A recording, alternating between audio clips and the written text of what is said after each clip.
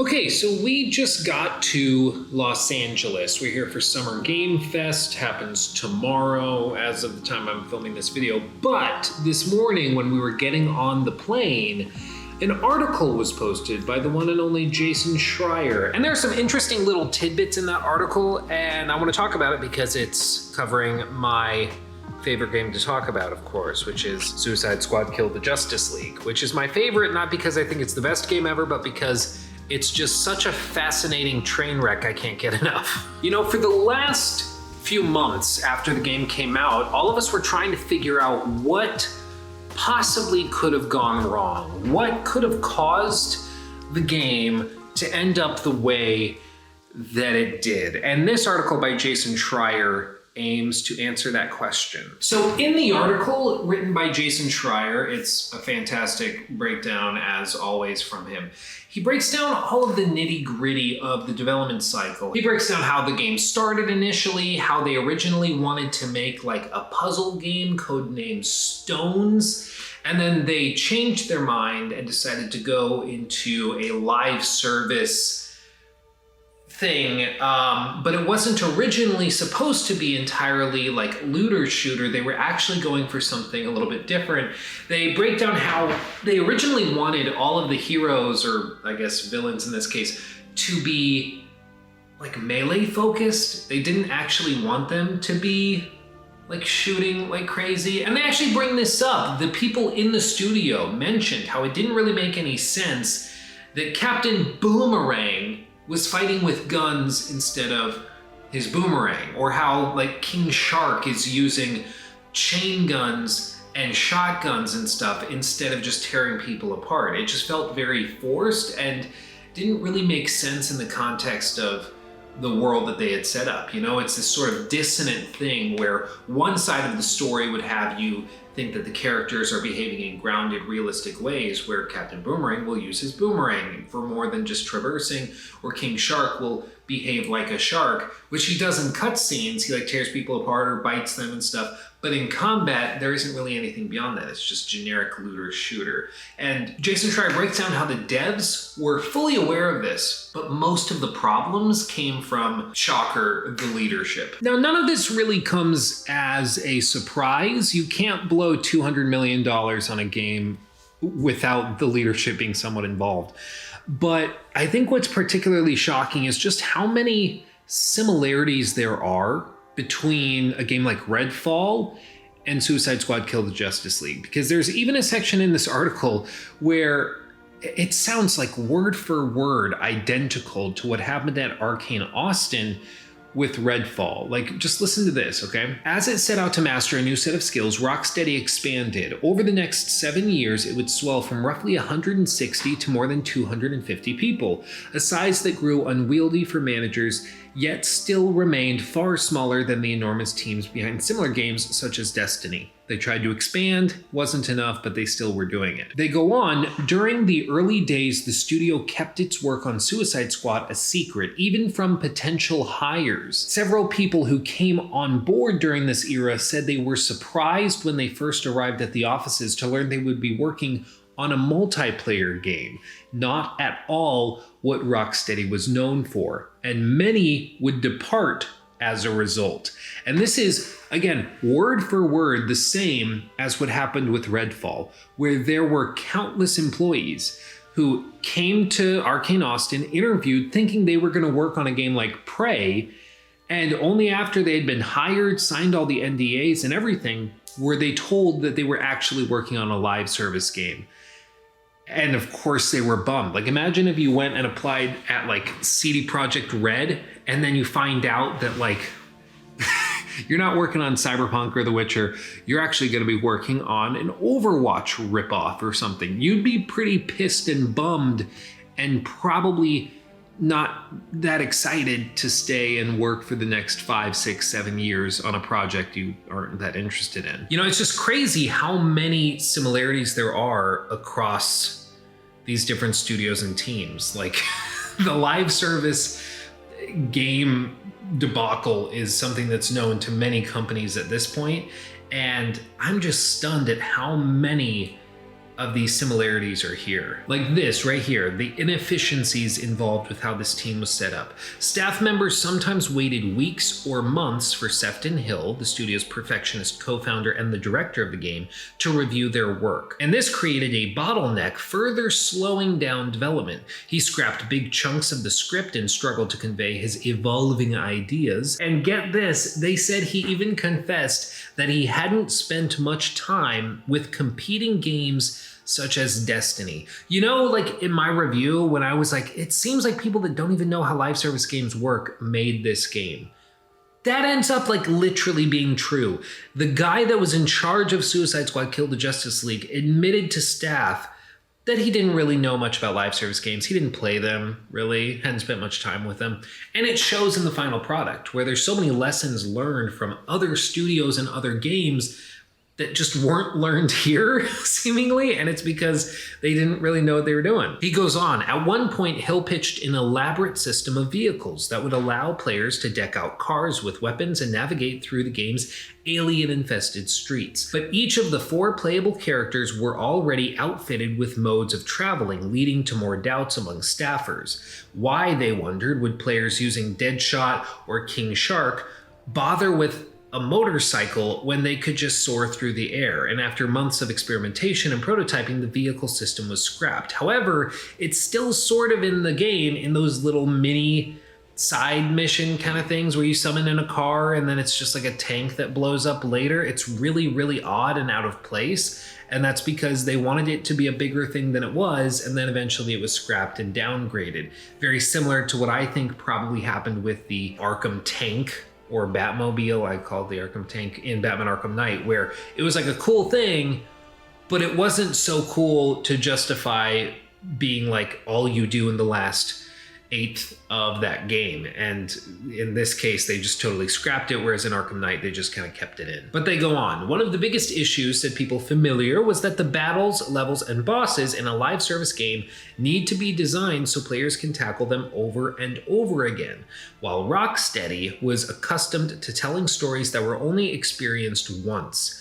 Hampered by bloated code, the team struggled to find ways to make these activities feel less tedious and repetitive. And once again, you feel that. And all they really came up with was reskinning Brainiac into fights you had already done. Like, it's probably fine if you fight Superman once, you fight Flash once, you fight Green Lantern once, but when you go so far as to just reskin him and have somebody fight the exact same thing, but like with a slightly different coat of paint, it just doesn't work. And they learned that the hard way. But this right here is the most damning bit right here. Multiple people who worked on the project say their growing concerns were often met with promises from management that Suicide Squad would eventually coalesce at the last minute, just as the Arkham games had. That is, again, almost word for word what was also said about Cyberpunk 2077, where the developers kept referencing back to The Witcher 3, saying, don't worry about it.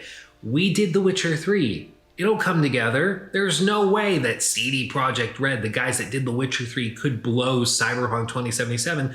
Trust us, it'll just work itself out. And then sure enough, it doesn't. They go on, several employees adopted the term, quote, toxic positivity to describe the culture of the company, which often discouraged criticism. Leadership didn't seem worried, they said, even as traditionally single-player studios that chased the live service trend were delivering abysmal results with games such as Anthem or Marvel's Avengers or Redfall. Despite internal concerns among frontline workers, however, executives from Warner Brothers kept reviewing demonstrations of the game and sending laudatory feedback, praising the graphics and saying they expected Suicide Squad to become a billion-dollar franchise. And I mean, again, it's like the people that knew like would actually know, the game developers, the people actually in the nitty-gritty making the game, they were saying and seeing that this just wasn't coming together. Like this just, it's not clicking, it's not jiving, it's not working. But the executives thought it had potential. The executives are like, well, it's pretty. What else could you possibly need? And they thought it was gonna be this overwhelming success. And once again, it just shows you that sometimes an executive's idea of a really awesome, badass game is not actually what's going to translate to players at the end of the day. Maybe instead you should trust your developers who actually, I would argue, know what they're doing, usually, most of the time. However, this last bit honestly leaves a really sour taste in my mouth. Whatever the outcome, the studio's co-founders wouldn't be there to see it. In the fall of 2022, Warner Brothers announced that Sefton Hill and Jamie Walker were leaving Rocksteady to work on a, quote, new adventure, end quote. And that a pair of longtime employees were going to be promoted in their stead to take over the rest of the game. And this was a big deal because initially the game was supposed to release in like 2022. It was delayed to 2023, and then it was delayed to 2024, of course. So Sefton Hill and Jamie Walker, they just left right before the crap hit the fan. Not long after the pair left, Suicide Squad was shown to the world for the first time in a digital PlayStation showcase that revealed 10 minutes of footage, and fans were largely unimpressed and slammed the preview for looking generic and repetitive, and one Forbes writer described it as, quote, a live service hell, which I think was quite accurate. Shout out to Paul Tassi on that one, coming in for the kill. And the reason that leaves a really bad taste in my mouth is because, like, the game's directors were the ones that seemingly were responsible for this not coming together and for the employees on the front lines not being believed when they were saying it's not coming together. And whenever they offered any concerns, they were just told, don't worry about it, it'll come together. But those people, those leaders, didn't have to deal with any of the blowback. They just got to leave, go start another company where they're seemingly doing fine and working on another single player game, and they didn't suffer any of the blowback from Suicide Squad when it eventually did release. And I just think that's sucky, I think is the technical term. Don't you think so, Jacob? Oh, you bet. Yes, sir. Woo! Yeah, shout out to Jacob. Jacob's here with me in LA for this. So all of this to say, I think it's just really, nothing's a surprise on it. Like, none of this is stunning or unheard of. What was, though, not known before this was the revelation that Rocksteady is actually currently working on the director's cut for Hogwarts Legacy, something we didn't even know was a thing, but it also explains why it feels like there's only 2 or 3 people working on the updates for Suicide Squad, because there seems to actually be a skeleton crew working on it, and the majority of people over at Rocksteady have shifted to start help on that director's cut of Hogwarts Legacy, where I'm guessing they're gonna add like the season toggle at the end of the game and a bunch of other stuff like that. Maybe finally some decent performance enhancements and stuff like that. So it seems like Rocksteady's not being shut down, which is good. We don't need more layoffs in the industry. And it seems like they are prepping a pitch for another single player game, and they're hoping they can leave all of this live service garbage behind them, which I think is awesome, and I can appreciate. It definitely makes me less excited, I think, for whatever Jamie Hill and or Jamie Walker, Sefton Hill, Jamie Walker. That sounds right. Sefton Hill, Jamie Walker. I don't remember what I said initially. I don't know. Anyway, it makes me less excited for whatever they're working on next, because like they were the ones seemingly responsible for Suicide Squad being the way that it was, and they bailed on their team right before the crap hit the fan. And no matter which way you twist it, that's just a sucky thing to do to your team that you're about to throw under the bus. Like, they realized the ship was sinking, and instead of seeing it through, they bailed, made a new company, and started hiring people from the old company. And I think that is just a sucky thing to do. But anyway, we're gonna be here in Los Angeles for Summer Game Fest over the next few days, looking at all sorts of big upcoming games like Monster Hunter Wilds, and we're probably gonna see like Ubisoft stuff, and of course, hopefully Dragon Age and all that stuff. So if you're interested in that coverage, make sure to subscribe to this channel and to the main channel, because there will be lots of videos going up, assuming that we get the internet figured out, because our download and upload speeds in this place as of right now are like 0.8 megabit per second. It's like shockingly bad. I know I sound like a zoomer right now, but it's like so bad that I don't, like, you can't stream video. You can't, I don't know what we're gonna do. So I think we're just gonna do mobile hotspots and pray to the gods of cell networks that it's gonna work. But anyway, if you enjoyed the video, like the video. I love you all desperately. Thank you for making all of this possible. We appreciate you, and we'll see you soon. Much love. Bye.